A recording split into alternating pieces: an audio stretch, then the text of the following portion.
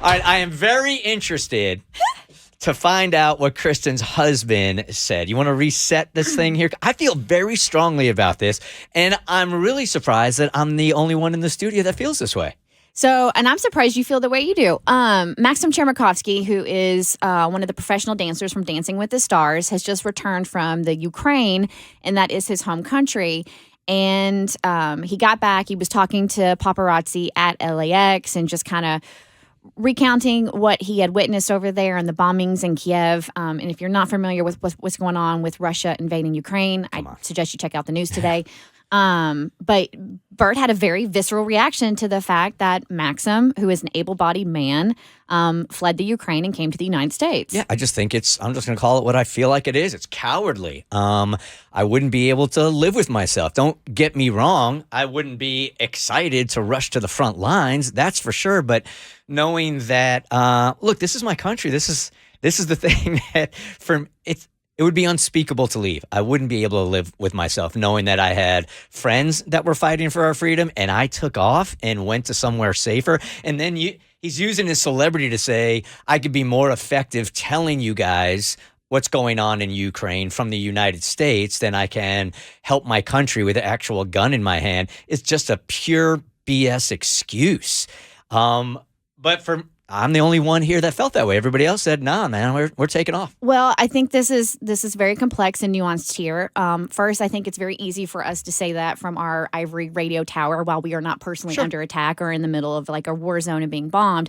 But also, that's coming from a white male mentality. Whereas if you're a minority or a woman in this country, you probably haven't been treated as equally as a white man. So maybe our allegiance to the country isn't as strong as yours. 100%. Really? Absolutely. What?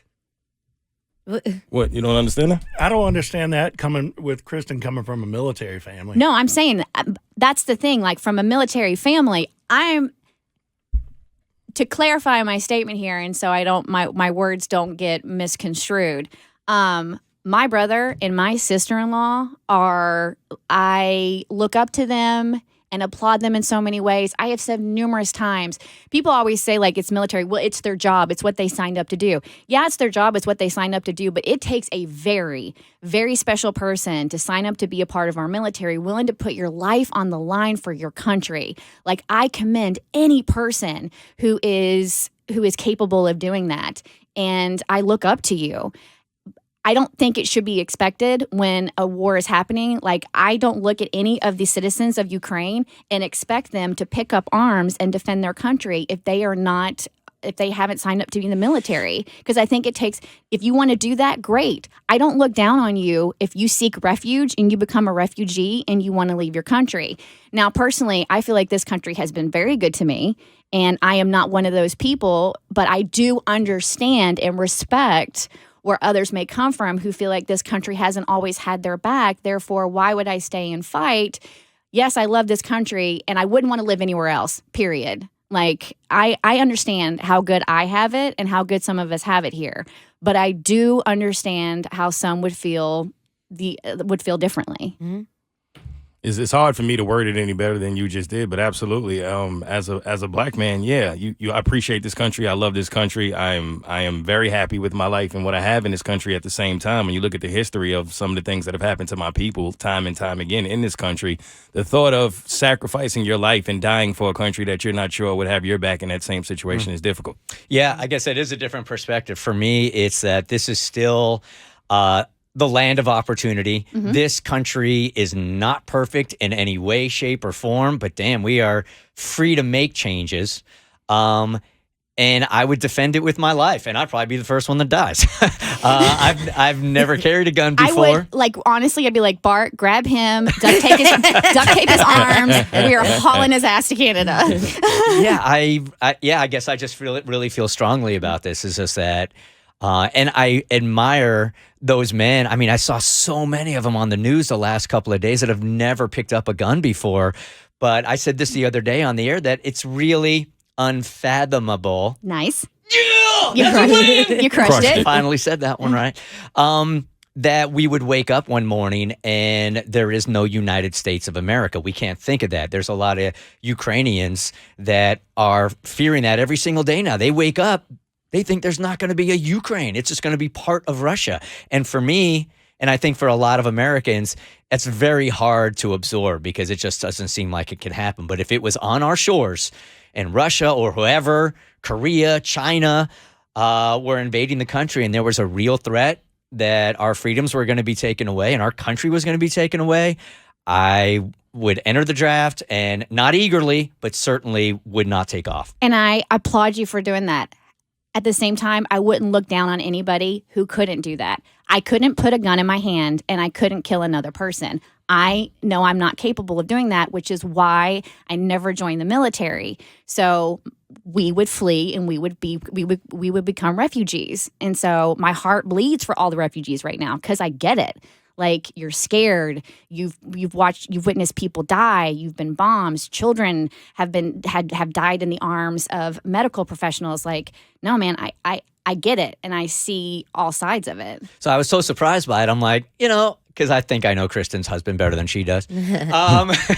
He's a hardworking dude, worked on a farm his whole life in Kentucky growing up that way. And I'm like, you go ahead, you text Bart. I'm telling you right now, he is going to put a gun in his hand and he say, Kristin, I love you, but I got to defend my country. So Bert wanted me to ask the question. I go, if the United States was in the same position as Ukraine, Russia was trying to invade the U.S., would you pick up arms and fight for the U.S., or would you become a refugee and flee to Canada with Jimmy and me?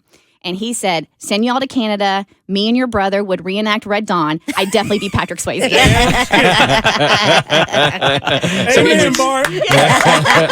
So he would stay, is what he's saying, right? No, then he followed up with, didn't realize y'all were talking about this on air. No, his response was a joke, so I don't know what his actual response is. Well, ask him what he would really do. Okay, hold on. That was my response. I like that answer. Yeah, That was funny. That's exactly what I said. I'd Red Dawn this bitch. So you'd stay? Hell yeah. Yeah. dude. If it wasn't about guns, see, I don't want to play with guns. That's my thing. I don't want to do anything I'm not good at. If we were fighting Russia with like Rock'em Sock'em Robots or like Super Mario Kart, rock, paper, scissors. Yes. My soldier against your soldier. I and would if you fight lose, for you my have to go. country.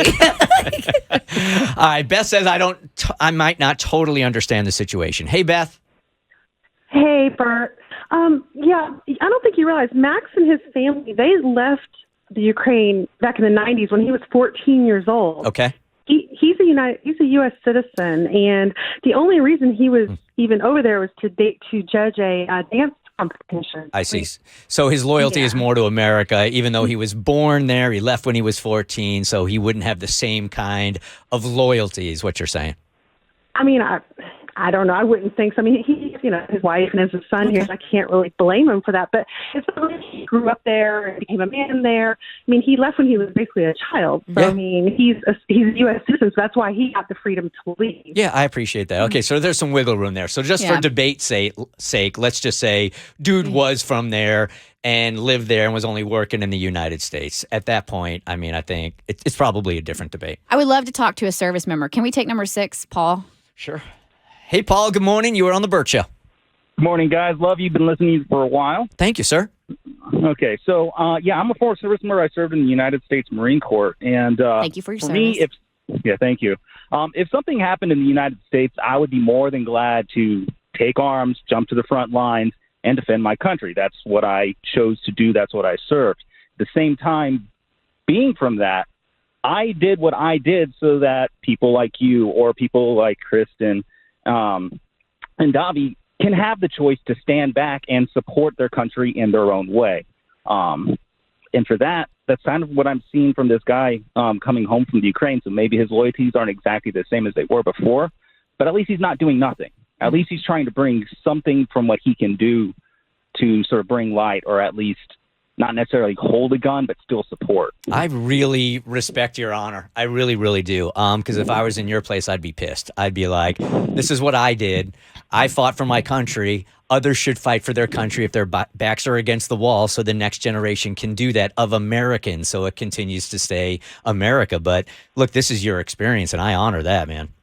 Yeah, I mean, and it takes a unique person to be able to take up arms that isn't already in a corner.